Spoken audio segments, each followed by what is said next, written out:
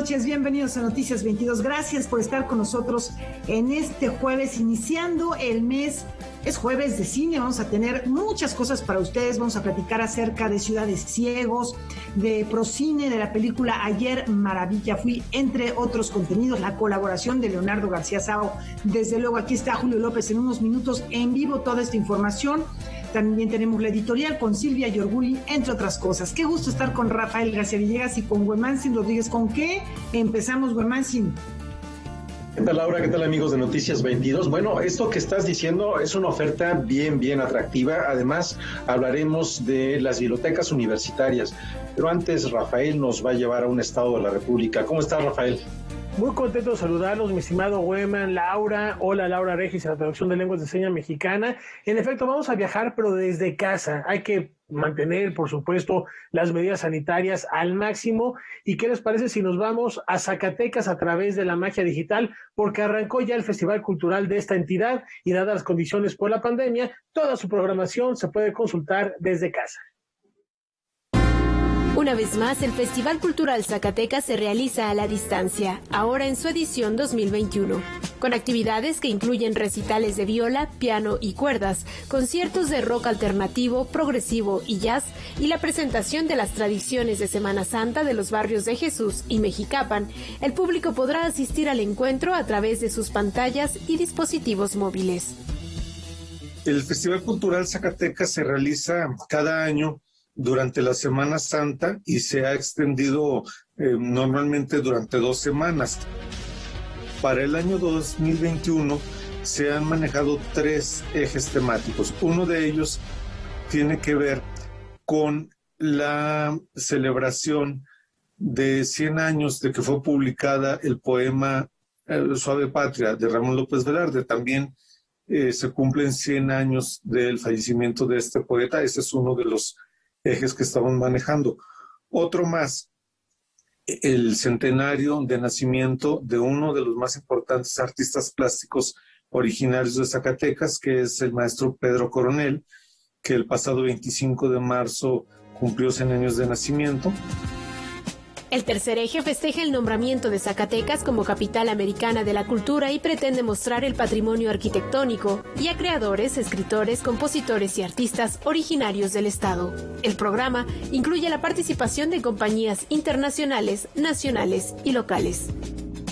Una de las fiestas más importantes que se realizan en Zacatecas en el mes de agosto, que es las Morismas de Bracho. Bueno, pues también una parte de esas morismas se muestran durante la procesión del silencio de Viernes Santo. En esta ocasión esa procesión no se realizará de manera presencial, entonces se ha sustituido con un documental que ha realizado el Sistema Estatal de Radio y Televisión, en el que se recogen testimonios de aquellas cofradías, de las personas que han preservado esta tradición. El encuentro virtual terminará el 30 de abril con la conmemoración del Día Internacional del Jazz. La programación y actividades pueden seguirse en la página de Facebook del festival. Noticias 22, Karen Rivera. Bueno, a estas alturas de la pandemia ha quedado evidente que más allá de todo lo que sabemos en torno a ella, ha cambiado la forma en la que nos relacionamos y nuestros hábitos. Y eso ha imposibilitado el crecimiento de ciertos mercados y plataformas. Este es el caso de los libros electrónicos o la lectura en formato digital. Mauricio Díaz, director de e-libros y libros en México, nos platica cómo ha crecido el número de usuarios, particularmente en las bibliotecas universitarias digitales. Las medidas sanitarias adoptadas para enfrentar la pandemia, entre las que se encuentran el confinamiento y el cierre de espacios como librerías, bibliotecas y universidades, han propiciado que el libro electrónico y la lectura en formato digital ganen terreno, como lo demuestra la plataforma eLibro, autonombrada el mayor agregador de ebooks académicos en español, que a raíz de la emergencia sanitaria ha visto crecer considerablemente su número de usuarios, a saber, lectores de comunidades universitarias. En este momento nosotros tenemos alrededor de, vamos a decir, de 2.500 bibliotecas y damos servicio a un poco más de 5 millones de usuarios que constantemente están conectándose a nuestra biblioteca. Sí, a través de la pandemia vamos a decir que teníamos nosotros alrededor de 16 millones de consultas mensuales, hablando de todo nuestro sistema, y ahorita prácticamente estamos llegando a los niveles de 37 millones de consultas. Nuestras instituciones que ya estaban afiliadas, las cuales prácticamente empezaron a recurrir a nuestro servicio como 400% más de lo normal. Entonces es un muy buen indicador de que la pandemia generó que la gente consultara más la biblioteca y optara por una biblioteca digital, bajo las circunstancias que entendemos son especiales. Y por el otro lado, prácticamente podríamos decir que el crecimiento aproximadamente fue de un 30% de instituciones, de alrededor de 220 instituciones que trabajan con nosotros, pasamos a prácticamente 280 instituciones durante la pandemia. Desde hace 22 años, el libro basa su plan de negocios en la socialización del conocimiento y es hoy ampliamente solicitada por las instituciones educativas de nivel superior y casas editoras de libros académicos que han comenzado a migrar hacia el mundo digital. Muchas instituciones que todavía no se habían interesado por los formatos digitales, pues prácticamente pues fue el momento adecuado y la ventaja de que de alguna manera se le recibe ya con una biblioteca muy completa que ya consta de 470 editoriales y con más de 100,000 títulos, que en este momento son 106,500 títulos disponibles de contenidos que provienen de todo donde se habla español.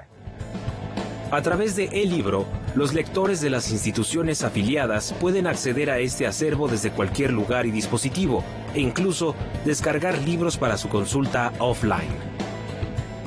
Cualquiera de los estudiantes, profesores o comunidad en general de las instituciones que tienen afiliación con El Libro, prácticamente reciben el libro como cualquier biblioteca, una biblioteca sin costo. Va a poder localizar no solo por el, vamos a decir, el descriptor o el título de la obra, sino adentro del libro. Y entonces le estamos generando como si fuese un sistema de búsqueda de Internet, pero aquí acotado a puras obras académicas. Entonces, con esto le estamos nosotros dando un mayor valor. Va a poder hacer anotaciones, mismas que se quedan guardadas, vamos a decir, para siempre dentro de la plataforma. Y el usuario, cuando regresa a la plataforma, puede continuar la lectura de sus libros. Para Noticias 22, César H. Meléndez. El antiguo colegio de San Ildefonso mantiene la exposición de Santiago Arau. Territorios es un fotógrafo, como aquí lo hemos mostrado en varias ocasiones, aéreo que captura la Ciudad de México, las costas, diferentes partes de nuestra república mediante drones principalmente. Bueno, pues ahora están proponiendo una serie de actividades en línea para darle una activación diferente a esta muestra. Vamos a conocerlas.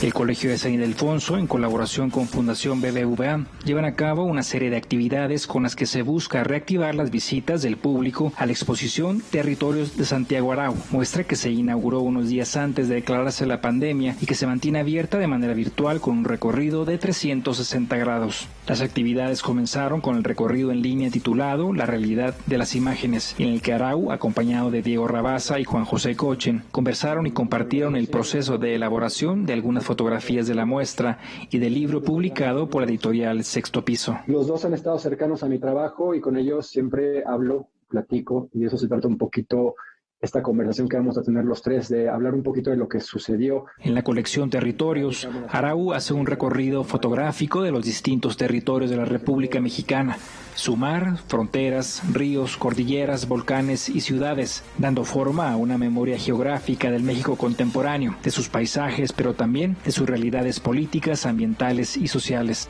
Desde el aire se pueden percibir problemáticas sociales, problemáticas económicas, problemáticas políticas, ambientales. No solamente problemáticas, más bien serían temas, ¿no? Desde el aire se puede ver un lugar como Tijuana, como dices, ¿no? Que tiene muchas implicaciones, ¿no? Una ciudad que está creciendo al lado de el país más rico del mundo, donde hay una frontera que llega hasta el mar, ¿no? Que hay lugares en donde el desierto sigue estando, ¿no? Hay lugares en donde tal vez hay deforestación, hay ciudades mal planeadas, hay ciudades bien planeadas, desde el aire se ve todo. Para el fotógrafo, este recorrido aéreo cambió su perspectiva del país en el que vive, pues desde la altura las cosas se pueden ver mejor. Territorios es un proyecto personal que me llevó por un viaje por México durante más de 7 años, en donde cambió mi perspectiva del país en el que habito. Y una de las conclusiones que yo creo es que al final siempre hay algo ahí en la naturaleza que queda, siempre hay algo que podría parecer que está totalmente destruido y que las cosas están totalmente perdidas, pero creo que también bajo mi experiencia de haber viajado por México y estar en ciertos lugares, me quedo con eso, ¿no? Me quedo con una imagen de una ballena con su pequeña cría nadando en el Golfo de California y pensar que todavía no todo está perdido y que las cosas de cierta manera pueden cambiar. La fotografía aérea es una experiencia que modifica tus sentidos y entendimiento. Es algo muy raro que al tener un entendimiento de dónde estás parado, hay algo que hace que también tus entendimientos y tu percepción de los lugares cambien por completo, aunque ni siquiera los estés viendo que subas con el dron, ¿no? Estar en un lugar, por ejemplo, en el desierto, de repente llevar el dron para arriba y que eres un pequeño puntito ahí perdido en el desierto, es lo que hace que los drones sean de cierta manera interesantes. Es una cosa que muchas personas cuando ven las fotografías pueden sentir, pero estar en ese mismo lugar y levantar el dron y de cierta manera como medio husmear en dónde estás parado y tratar de jugar, hacer un pajarito volando, hace que las experiencias dentro de los lugares sean muy distintas a las que pueden ser sin tener ese tipo de elementos cuando estás viajando o pasando por nuevos lugares. Las actividades paralelas a la muestra virtual de territorios se pueden seguir en las redes sociales del Colegio de San Ildefonso y de la Fundación BBVA. Noticias 22, Omar Vera. Vamos a hacer una pausa, al regresar tenemos más aquí en Noticias 22, tenemos mucho cine.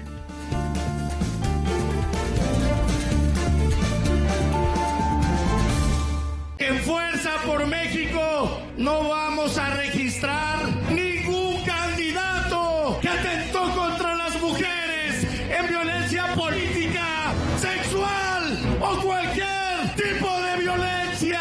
No va a haber un solo candidato que deba la manutención de sus hijos. Estamos con las mujeres de México. Todos somos Fuerza por México. En el PES somos una familia conformada por mexicanas y mexicanos como tú. Una familia con valores, en donde todas y todos trabajamos por un mismo fin. Un México seguro, un México en paz, un México lleno de vida. Las puertas de esta casa están y estarán siempre abiertas para todas y para todos. Y en nuestra casa, que es México, cabemos todos. PES, la casa de todos. En el Instituto Electoral del Estado de México, nuestros ejes los planeamos con imparcialidad. Hacemos trazos con certeza, imprimimos especial cuidado en la legalidad, le damos valor a la independencia, remarcamos sobre la objetividad y mostramos nuestra máxima publicidad. Nuestros valores democráticos los diseñamos todas y todos. Sigamos trabajando. IEM, Instituto Electoral del Estado de México.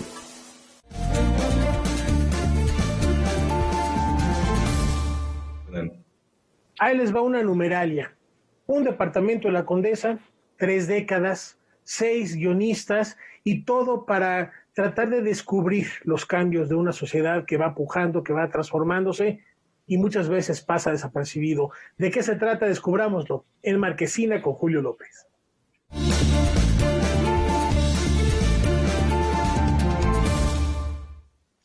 ¿Qué tal, Laura, Rafa, Huemansin, amigos de Noticias 22? No pudo darnos una mejor entrada, Rafael, para hablar de esta película Ciudad de Ciegos, dirigida por Alberto Cortés, que nuevamente nos acompaña para hablar de esta historia que, como ya lo decía, son pequeños fragmentos en la vida de diferentes personajes en diferentes épocas, que nos muestran justo estos cambios políticos y sociales que se van dando, ¿no? Y cómo estas paredes en las que se desarrollan las historias, pues son testigos de todo lo que acontece. Alberto, ¿cómo estás? Muy buenas noches. Muy buenas noches y de nuevo gracias por la invitación. Ya lo decíamos, ¿no? Hay un elenco impresionante, ¿no? Por ahí incluso está Carlos Monsiváis entre los personajes que aparecen momentáneamente a veces en estas historias. Sí, de hecho, pudimos invitar a mucha gente y concretar un reparto pues muy sorprendente, ¿no? Porque en un momento dado reunía gente que con una gran experiencia actoral, con una gran historia como actores, como actrices, como el caso de Blanca Guerra o el Pida Carrillo o Silvia Mariscal, o mucha gente, ¿no? Pero también había gente nueva, gente que nunca había hecho cine y que entró a la película por cómo eran o por sus propios personajes. Uno de ellos es, por ejemplo, el rock nacional, ¿no? Que a la larga lo fue, ¿no? En ese momento pues simplemente eran unos grupos de rock que estaban conviviendo con nosotros, que queríamos hacer esta película y ya, ¿no? Sí, en ese sentido la película se lleva un premio Ariel justamente por la canción que interpreta justamente Sax, ¿no? Saúl Hernández, y por supuesto también está ahí Rita Guerrero. Pero más allá de eso, me parece muy grande el reto que tenías enfrente al contar la historia, estas 10 historias, ¿no? A través del tiempo, en el sentido de que pues había que cambiarle todo al departamento, había que cambiar los personajes, había que cambiarles el arte. ¿Cómo fue diseñar era como filmar 10 películas al mismo tiempo? No, fíjate, al contrario, más que fuera una dificultad, digamos, eso hacía que la película fuera pues muy fresca cada 2 o 3 días. Cada 2 o 3 días cambiábamos de historia, entonces eso de repente pues hacía que era como una nueva película, con nuevos actores, con nueva ambientación y todo. Y como era una película que toda se filmó en foro, entonces teníamos, digamos, como los elementos bajo control y nos podíamos dedicar completamente a la actuación y la iluminación y la puesta en escena. ¿En algún momento te planteaste la historia de además invitar a algún otro director para que te ayudara a hacer la filmación de estas historias, como lo hiciste en la escritura del guión? No, nunca pasamos por ahí. Pues Incluso era, o sea, la idea era que un escritor diferente hiciera cada una de las historias, pero no todos los que invitamos aceptaron. Entonces, muchas historias las tuvimos que acabar escribiendo nosotros. Pero no, yo creo que lo importante de la película es que tiene una unidad. Si tú hubieras metido muchos más directores, pues hubiera sido algo más extraño, ¿no? Y de por sí la película, bueno, en su momento fue como no mal recibida, pero fue como una película que sorprendió de alguna manera, pero no se entendía mucho la película que iba. No, también no caía muy bien en términos de esta ciudad que se llamara Ciudad de Ciegos, ¿no? Porque entonces los ciudadanos del entonces DF nos sentimos un poco ofendidos. Pero fíjate que a la larga es una película que ha creado su público, cada vez la ven jóvenes. A mí me sorprende que a lo largo de generaciones la nueva generación la vuelve a ver y le encuentra cosas y les gusta y les dice, ¿no? Y creo que esa es la virtud de la película, que cuenta la historia de 40 años en el interior de un departamento a través de 10 diferentes inquilinos, y la unión de todo eso te da otra película, ¿no? Aparte de las 10 historias. Entonces eso es lo que la convierte interesante, ¿no? Que tiene como muchas lecturas. Alberto, pues como siempre es un gusto que nos acompañes. Todavía la próxima semana se proyecta una película más tuya a través de la pantalla del Canal 22 que tiene que ver con el mundo de los zapatistas, por supuesto. Pero bueno, esperaremos un poco para que nos cuentes de ella. Mientras, solo me resta agradecerte muchísimo. Muchísimas gracias por estar con nosotros esta noche. No, gracias por la invitación y ojalá vean esta película y la disfruten. Gracias. Bueno, pues ahí lo tienen. Hoy a las 10:30 de la noche se proyecta por Canal 22 Ciudad de Ciegos. Vamos a cambiar de tema porque en la Ciudad de México se tienen agendadas ya muchísimas actividades, sobre todo para la segunda parte del año, algunas presenciales, así que los invito a ver de qué se trata. Para celebrar la designación de la Ciudad de México como capital iberoamericana de las culturas, la Secretaría de Cultura Capitalina, a través del Fideicomiso para la Promoción del Cine Mexicano, organizó un amplio programa audiovisual y de diálogo internacional. Las actividades arrancaron con las jornadas iberoamericanas de Cine Debate. En la página de Procine, cada viernes a las 4 de la tarde, un representante de un cineclub de Iberoamérica, otro de México y un moderador charlan sobre una película. La película que se va a discutir se pone un día antes a disposición. Hay un método de inscripción para que la gente que la quiere ver, se le da una contraseña para que la vea, y entonces ya te integras completamente a la discusión habiendo visto la película. De manera paralela trabajan en el proyecto de alfabetización audiovisual, cuyo objetivo es entrar a las escuelas para forjar espectadores críticos y nuevos públicos para el cine nacional. Vamos a hacer un seminario sobre un encuentro iberoamericano de alfabetización audiovisual, y este va a ser en septiembre, ¿no? Vamos a ir escalonando estos eventos importantes hacia la segunda parte del año para ver si podemos, pues, hacerlos presenciales o híbridos. Como parte de la conmemoración por los 500 años de la caída de Tenochtitlan, se pretenden exhibir 13 películas en 13 plazas públicas de la Ciudad de México que hablen de la conquista. Como Regreso a Aztlán, Heréndira, en fin, una serie de películas, y hay otras que nos hablan de la independencia, como El Padre Quino, Bartolomé de las Casas, La Otra Conquista, en fin, hay una serie de películas que vamos a hacer estas exhibiciones. También planean hacer una serie sobre cineastas iberoamericanos que por diferentes razones se exiliaron en México. Inmediatamente surgen nombres como Luis Buñuel, el chileno Miguel Itín y el argentino Jorge Denti. Varios canales públicos han manifestado interés en apoyar esta producción, ¿no? Y poner dinero básicamente para comprar derechos de películas. Entonces ahorita estamos armando la lista definitiva para ya hacer una propuesta concreta a estos posibles coproductores. Para cerrar las actividades del año, se prepara un foro sobre derechos de autor, con la intención de generar alternativas para fortalecer la industria cinematográfica de la región. Noticias 22, Julio López. Bueno, pues ahí lo tienen, el Cineclub arranca mañana, así que lo pueden ver a través de el Facebook de Procine, ahí se va a dar este Cine Debate, lo pueden seguir, y la próxima semana se pueden inscribir para que vean la película y luego participen activamente justamente en este Cine Debate. Durante muchos años le hemos seguido la pista a la película Ayer Maravilla Fui, prácticamente a lo largo de 4 años, fuimos al rodaje, estuvimos en su premier en el Festival de Cine de Morelia, luego formó parte de la muestra internacional de cine de la Cineteca Nacional, y justo después de 4 años, pues bueno, llega la cartelera comercial. Tuvimos la oportunidad de platicar con el director Gabriel Mariño, que ya tiene radicando un par de años en Alemania, y él nos cuenta cómo se siente de que su película por fin llegue a la cartelera comercial. Hace algunos días tuve un sueño muy extraño. A través de un personaje de ciencia ficción, el cineasta mexicano Gabriel Mariño plantea la pregunta: ¿de qué se enamora una persona cuando se enamora? Bajo esta premisa se desarrolla la película Ayer Maravilla Fui. Arriba de uno de los árboles. En este caso sería un cuestionamiento, una pregunta que yo mismo me hago todo el tiempo, que es que si es posible enamorarnos de la esencia de una persona, o si es de la esencia de una persona de la que nos enamoramos, ¿no? Y quizás si esa esencia estuviera en otro cuerpo, de otra edad, quizás hasta de otro género, ¿podríamos seguir enamorados de esa persona o de esa esencia? Yo estaba arriba. La historia gira en torno a un ente usurpador que incontrolablemente cambia de cuerpo.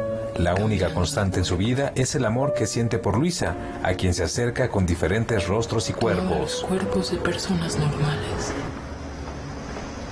Y los usaba hasta dejarlos cansados y desgastados. Uno como espectador, a veces como director y también supongo como productor, de pronto pensamos que la ciencia ficción y la fantasía es sinónimo de grandes presupuestos, ¿no? Porque pues estamos generalmente dominados por el cine de Hollywood. Y en el cine de Hollywood pues los grandes presupuestos pues es lo que predomina. Pero no necesariamente esa ecuación es así. No necesariamente una película que tiene un elemento fantástico de ciencia ficción tiene que tener grandes presupuestos, ¿no? Pero no era la misma ciudad que vemos todos los días. El blanco y negro le confiere al filme un halo evocativo, onírico o surreal. No hay efectos visuales, todo se resolvió a través de la magia de la edición o la narrativa. También destaca el retrato que hace el cineasta de la Ciudad de México. Sus caras, La película yo la filmé ya sabiendo que me iba a venir a vivir a Alemania, ahora estoy viviendo en Berlín, entonces sabía que era la última película que yo iba a filmar, por lo menos en mucho tiempo, viviendo en la Ciudad de México. Entonces también era una especie de carta de despedida, de amor-odio a la ciudad. Hasta que apareciste tú. Ayer Maravilla Fui llega a la Cineteca Nacional y algunas salas seleccionadas de Cinépolis. Te contaba todo. Noticias 22, Julio López. Y tú no te ibas. Bueno, pues ahí lo tienen, vale muchísimo la pena verla. Y se estrena hasta la próxima semana, eso es importante decirlo, pero bueno, ya les vamos. Hay que ir preparando justamente pues el arribo a las salas cinematográficas, pero mientras tanto también hay muchas ofertas que ver a través de la pantalla de Canal 22 y como cada jueves el crítico de cine Leonardo García Tsaur nos habla de una película. En esta ocasión se trata del Evangelio según San Mateo de Pier Paolo Pasolini.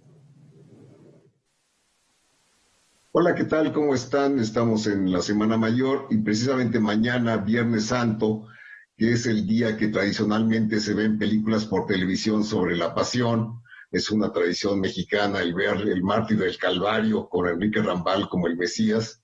Pues yo les recomiendo una alternativa mucho mejor, una magnífica película que se llama El Evangelio según San Mateo de Pier Paolo Pasolini, realizada en 1964, en los inicios de su carrera.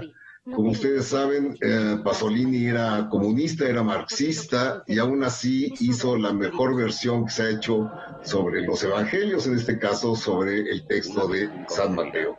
La película es totalmente despojada de cualquier lujo, de cualquier veleidad de producción. Es la versión más afortunada que se ha hecho sobre la vida de Cristo, interpretado por el español Enrique Irazoqui, y que es una figura vista por Pasolini como revolucionaria. No hay un texto que sea ajeno a la Biblia, son exactamente los diálogos que están en el Evangelio, y es fiel al texto mismo, como dije, ¿no? Entonces es una película que además tiene una música espléndida. Pasolini utilizó desde Bach hasta Billie Holiday para ilustrar esta muy, muy original y muy emotiva película sobre Cristo. No se la pierdan, pasa mañana, viernes 2 a las 10:30 de la noche, aquí por Canal 22. Hasta pronto. Bueno, ahí tienen esta opción para verla justamente, 10:30 de la noche el día de mañana. Y bueno, también se ha reactivado la industria cinematográfica y hay otras dos opciones en las salas cinematográficas, por supuesto, que tienen que ver con el premio Oscar, que ya está a la vuelta de la esquina. Es Judas y el Mesías Negro, que tiene 6 nominaciones, y también está Father, con Anthony Hopkins, que está nominado a Mejor Actor y que seguramente se llevará este reconocimiento. Sobre todo esta segunda me gustó bastante, me hizo regresar al cine. Así que bueno, son otras opciones. No sé qué verás tú, Laura, ¿cuál te gusta de todas estas? Fíjate que me llamó mucho la atención la estética, la propuesta plástica de la película de Gabriel Mariño, que en Alemania está haciendo cosas muy interesantes, hace cosas de publicidad, o sea, le está yendo realmente muy bien, tiene muchos lenguajes, muchos registros, y bueno, de ver estos avances que nos presentaste, Julio, me gustaría mucho ver esta película, que bueno, ya nos adelantabas que hay que esperar unos cuantos días a que se presente, pero hay muchas cosas interesantes en Canal 22 que también nos acabas de presentar, y que bueno, yo les voy a recomendar también algo aquí. A partir de este momento, no se despeguen de la pantalla de Canal 22 porque siguen más cosas. ¿Qué sigue después de Noticias 22? Bueno, pues Debate 22, esta vez con Jacaranda Correa, que bueno, yo imagino que también te quedarás a verla, Julio. Hoy va a recibir al delegado de Derechos Digitales, Vladimir Cortés, el investigador y doctor en comunicación política, Julio Juárez Gamis. A lo largo de este programa van a hablar del último artículo que publicó la organización, artículo 19, Distorsión, el discurso contra la realidad. Está durísimo, va a estar muy polémico, de verdad va a ser un debate, intentos de censura, control de la información, ¿es esto cierto, sí o no? Bueno, pues no se lo pierdan porque se va a poner buena la discusión. Muchas gracias, Julio, nos vemos la próxima semana y vamos a una pausa muy breve.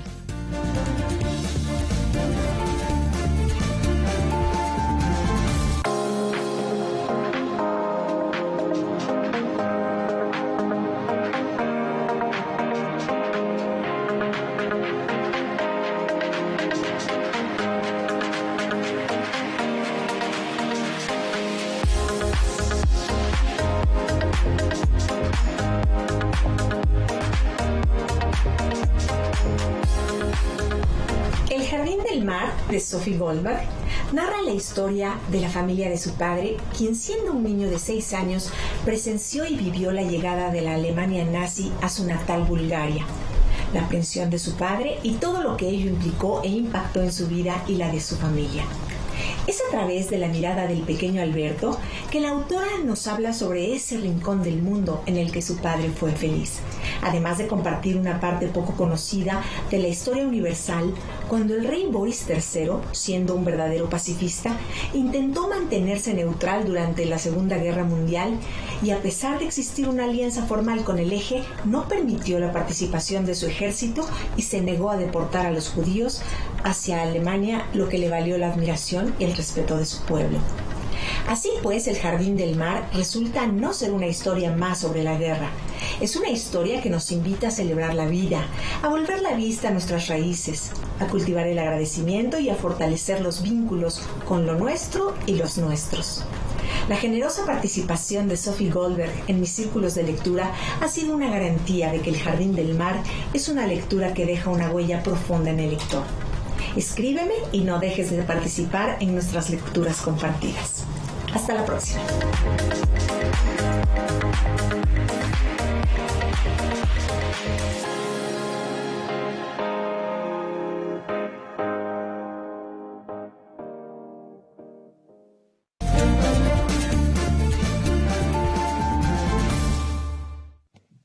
Continuamos aquí en Noticias 22. En Estados Unidos, Jorge Marín continúa con su muestra itinerante Alas de la Ciudad.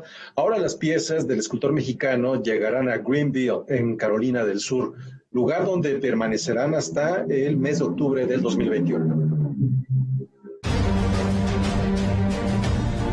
Con 9 esculturas monumentales que se instalarán en 2 ubicaciones en Greenville, Carolina del Sur, el artista plástico mexicano Jorge Marín lleva por primera vez su trabajo a la costa este de los Estados Unidos. La exposición Alas de la Ciudad llega a su nueva ubicación luego de recorrer desde 2013 los estados de Texas, Colorado y California. Hay un interés intrínseco en las personas por ver lo que pasa a su alrededor y en el caso particular de mi obra, que tiene una estructura figurativa, un lenguaje figurativo, un lenguaje visual, pues hemos podido hacer un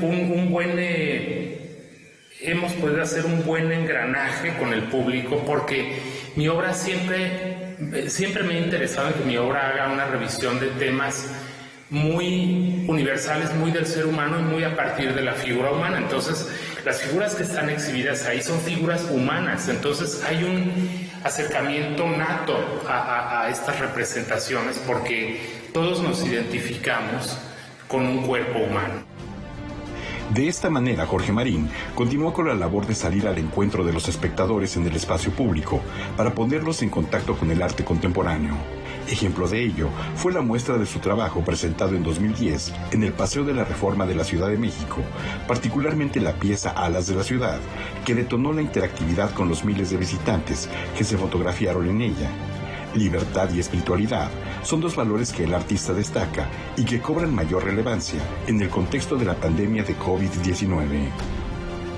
Es el momento de reafirmar estos valores siguiendo lo que ha sido nuestra vida en sociedad, entre otras cosas, exaltando los valores de la gente, de la convivencia de las personas en la vía pública. Para mí es fundamental, es importantísimo decirle a las personas a través de mi trabajo que el mundo continúa, que el mundo seguramente que podrá ser muy parecido a lo que hemos tenido antes de esta pandemia, y hay que seguir aprovechando nuestros valores, exaltándolos, viviéndolos y haciéndolos parte de nuestra comunidad. En mi caso es a través de la escultura que quiero llevar esos valores para que la gente los tome como tema de reflexión. Cuerpos en equilibrio, seres etéreos y enmascarados son la marca característica de la obra del artista nacido en Uruapan, Michoacán. Piezas imbuidas de reminiscencias renacentistas, de teatralidad barroca y de rasgos prehispánicos que dotan al metal de una natural e inmediata empatía con el espectador.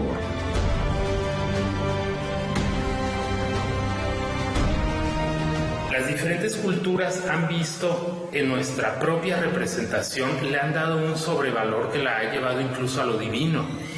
Si pensamos que varias religiones han diseñado a sus dioses en base a la figura humana, pues hombre, nos damos cuenta del valor tan grande que tiene el cuerpo humano y la fuerza tan grande que puede tener para impactar con un mensaje.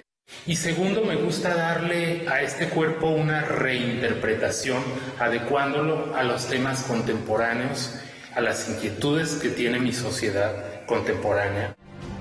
Con más de 300 exposiciones colectivas e individuales, Jorge Marín exhibe actualmente su trabajo en Oslo, Noruega y Toledo, España, y próximamente inaugurará la muestra Diacronías en Ciudad Juárez.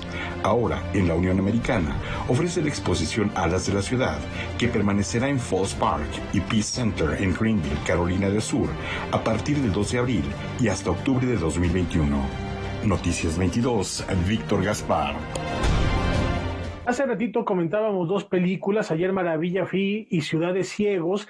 Ambas son protagonizadas por la Ciudad de México, decía Alberto Cortés, por el entonces Distrito Federal. También en 1998 el gran escritor Roberto Bolaño retrataba a la Ciudad de México como un lugar insuficiente, caótico desde entonces para los mexicanos, y esta noche Roberto Frías utilizará el diario del personaje de esta novela, Juan García Madero, para dar un recorrido por esa región que se describe en Los Detectives Salvajes.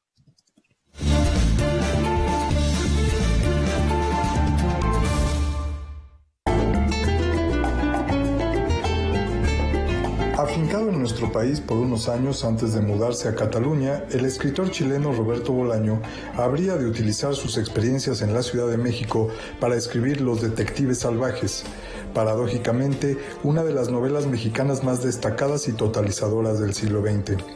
Mucho de lo que en ella sucede en la Ciudad de México, por lo que también es uno de los retratos mejor logrados de esta y que no le pide nada a la región más transparente de Carlos Fuentes o a Palinuro de México de Fernando del Paso.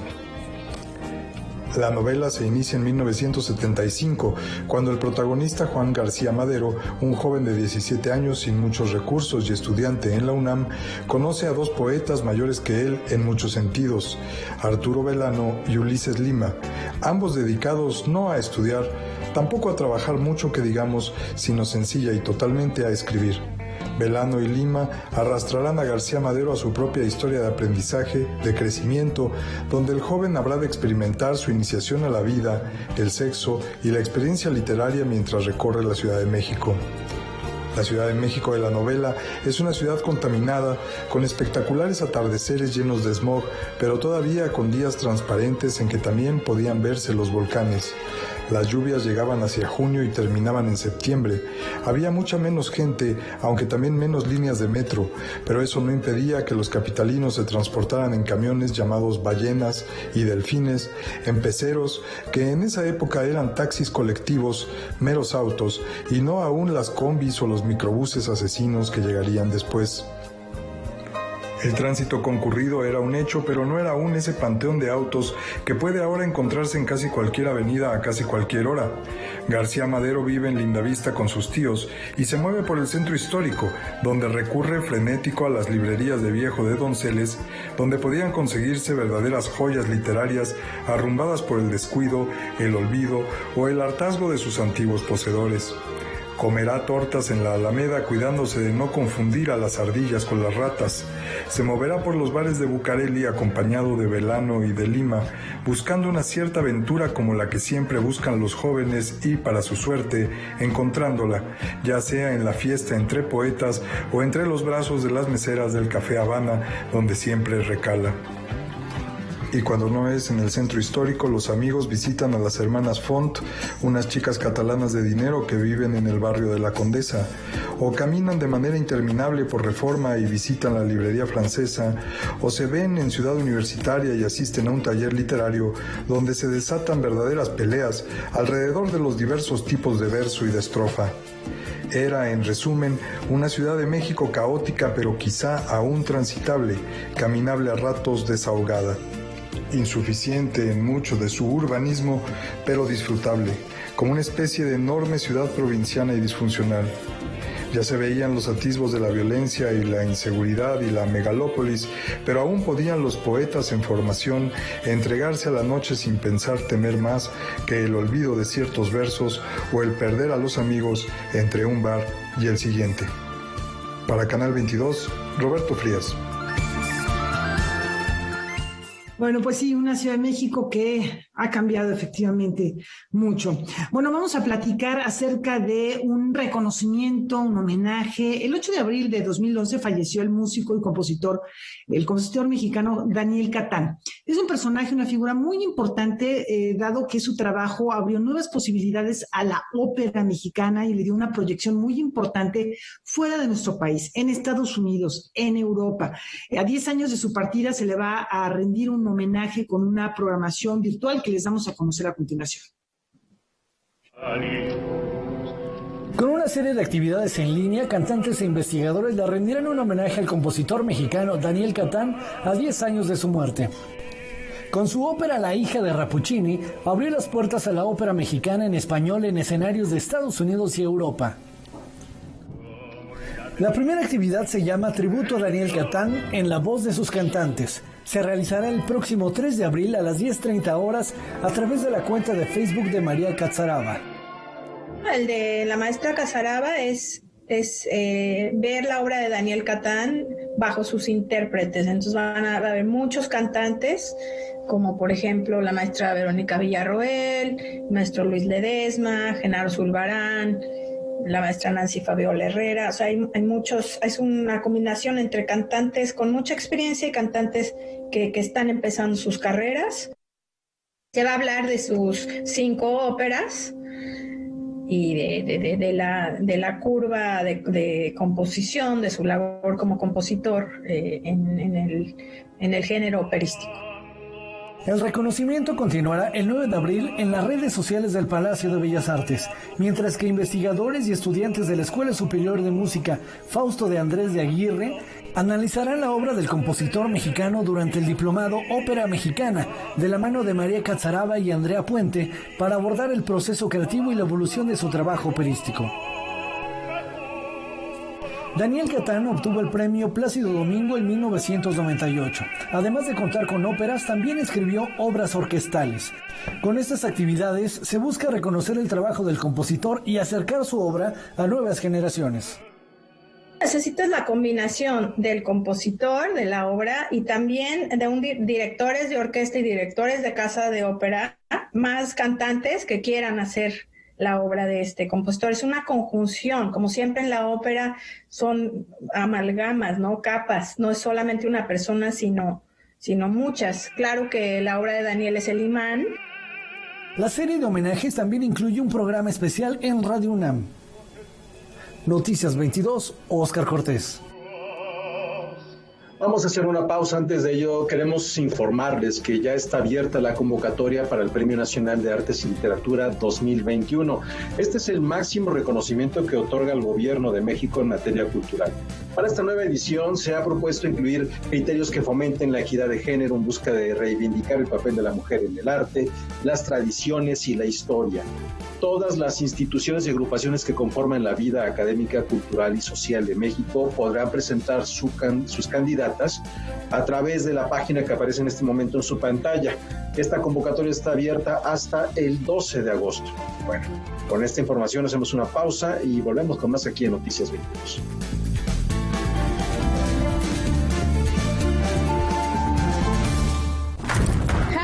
Paremos el calentamiento global. Hashtag acceso universal a la educación. Hashtag discapacidad. Hashtag todos los derechos para todas las personas. Hashtag nos y nosotras. Hashtag paridad de género.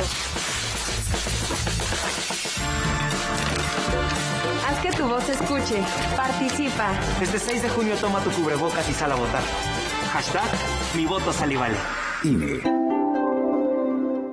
Con Morena, la Las grandes decisiones del país las toma la gente. El pueblo guía nuestro proyecto de transformación. Hoy su voz suena más fuerte que nunca. El pueblo participa en la construcción del destino de México. Este movimiento es suyo. El pueblo elige a sus representantes y el destino de los proyectos y recursos de la nación que son suyos también. Nosotros respetamos la voluntad popular. Con Morena, el pueblo manda. Morena, la esperanza de México. ¿Votaste por Morena? Es de sabios reconocer y corregir. Morena prometió un cambio a México, pero trajo los peores gobiernos estatales y municipales del país. Hoy somos de los países con la tasa más alta de muertes por COVID en el mundo, sin apoyos al sector productivo para cuidar los empleos y el ingreso familiar. Todo gracias al mal manejo de Morena en la pandemia. A puro capricho y ocurrencias. Ya son más de 150,000 defunciones y 2,5 millones de empleos perdidos. Llegó la hora de corregirlo. Cambiemos hacia el futuro. Únete a Acción por México. PAN. ¿Qué tal? ¿Cómo están? Los espero hoy en punto de las 9 de la noche aquí en Debate 22. Hoy tenemos un programa muy interesante. Vamos a hablar del último informe que publica la organización Artículo 19, Distorsión, el discurso contra la realidad. Y en él, se plantean varias preguntas, varias interrogantes. Si hay una desinformación desde el gobierno, un intento de control y censura de Internet, además de una creciente ola de violencia y ataques contra la prensa. Me acompañan Julio Juárez Gamis y Vladimir Cortés. Aquí nos vemos hoy a las 9 de la noche. Gracias, nos vemos.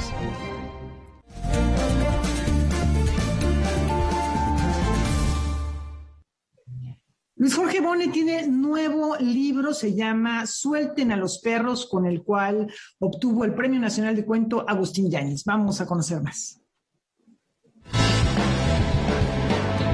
Luis Jorge Bone prefiere escribir a mano en un cuaderno para sentir cómo va tomando forma un cuento y así modificarlo cuantas veces sea necesario. De esta manera trabajó los 5 textos reunidos en Suelten a los perros, cuyos personajes son extraídos de la vida cotidiana, con vidas y conflictos cotidianos, pero profundos y complejos. A mí me interesó encontrar a estos personajes que son mayoritariamente hombres, varones, que están en algún punto de su vida donde están tomando una decisión, donde tienen que tomar una decisión o la decisión los toma ellos de alguna manera y cambian, ¿no? De pronto se sienten avasallados por la realidad y lo que deciden es inventarse un túnel, ¿no? Para salir de ahí o para entrar a otra parte de su vida, o deciden hacer un recuento de algún amor sostenido durante muchos años de su vida, varias etapas de su vida, y deciden darle un final. Con este libro, Bone ganó el Premio Nacional de Cuento Agustín Yáñez, y es que, a decir del jurado, logra mantener una tensión narrativa. Creo que los personajes buscan una salida, ya sea por una decisión consciente o por un acto de rebeldía o por hartazgo, pero creo que todos estos personajes lo que buscan es contar una historia, su propia historia, vivirla, pero también sentir que pueden tener control al menos de lo que ellos hacen. Para el autor de Figuras Humanas y Cavernas, Suelten a los perros puede ser una continuación de sus otros libros de cuentos, en donde el desierto y su tierra Monclova, Coahuila, están muy presentes. A mí me importa mucho lo que decía Sergio Pitol, hacer ver, hacer sentir, transportar. Entonces, a mí me gustan estos cuentos que son muy envolventes, ¿no? Que parece que estás caminando al lado del protagonista o de la protagonista y estás sintiendo lo que siente y estás viendo lo que ve. Bueno, eso es lo que a mí me gusta del desierto y de estos pequeños problemas que uno luego se inventa, ¿no? Para poder inventarse también una carrera y ver cómo la atravesamos. Hay personas que me dicen, oye, entonces regresas al desierto. Y yo digo, lo que pasa es que de alguna manera nunca me he ido. Nunca me he ido de ahí, sigo explorándolo. Como escenarios me parecen muy atractivos y te digo, es lo que yo conozco y es lo que a mí me gusta poner. Noticias 22, Alberto Aranda. Hoy es jueves de columna y en la editorial de esta semana, Silvia Giorgiuli reflexiona a un año de la pandemia cómo se vive el fenómeno migratorio.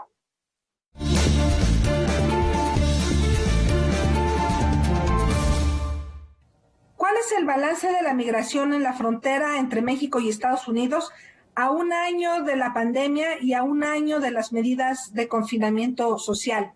Bueno, es muy interesante porque en los primeros meses observamos una caída en el número de detenciones por parte de la patrulla fronteriza en la frontera. Esa es una de las cifras que utilizamos como indicador para medir los flujos de migración indocumentada. Y lo que habíamos observado hasta antes del inicio de la pandemia era un aumento sistemático en ese flujo que se explicaba básicamente por el aumento de la migración salvadoreña, pero sobre todo en términos numéricos de la guatemalteca y de la hondureña. Si hacemos un corte de caja al día de hoy, ¿qué es lo que ha pasado? En primera, observamos que poco después de iniciar las medidas de confinamiento social, empezó a haber una caída en el número de detenciones, que se explica principalmente por la gran caída en la llegada de migrantes de El Salvador, de Guatemala y de Honduras. Voy a dar algunas cifras. Si en 2019 había habido 270,000 detenciones de guatemaltecos, en el 2020 fueron menos de 50,000. En el caso de Honduras, había habido en 2019 más de 260,000 y en 2020 apenas 41,000. Y lo mismo sucedió en El Salvador, de 92,000 en 2019 a 17,000 en el 2020. Ahora, por otro lado, esto no quiere decir que se haya acabado la migración, por el contrario, tenemos datos de que la migración mexicana no tuvo el mismo proceso. De hecho, la migración de mexicanos que fueron detenidos por la patrulla fronteriza aumentó a casi 300,000 cuando en el 2019 se había mantenido en ligeramente cercano al 250,000. Vimos otro patrón, otro cambio en el patrón. A esta migración de familias y de menores de edad la sustituyó una migración de adultos jóvenes. ¿Qué es lo que podemos aprender con estos datos preliminares? Primero, que la migración hacia Estados Unidos de manera indocumentada sigue siendo un recurso que los mexicanos tienen contemplados como una posibilidad en casos de crisis como las que han estado vinculadas a la pandemia. Segundo, que sí hay un efecto que la falta de salud, las medidas y las políticas de Trump y las deportaciones expeditas que permitió el Departamento de Salud como parte de las emergencias sanitarias llevaron a un proceso de inhibir los flujos de centroamericanos. En estos 3 meses del año hemos vuelto a ver otra vez un repunte de la migración centroamericana, en especial después del triunfo de Biden, y lo que nos queda por decir, y con esto cerraría, es que la migración indocumentada mexicana y la migración en tránsito por México centroamericanos seguirán siendo 2 de los retos principales a discutir en la gestión migratoria entre ambos países.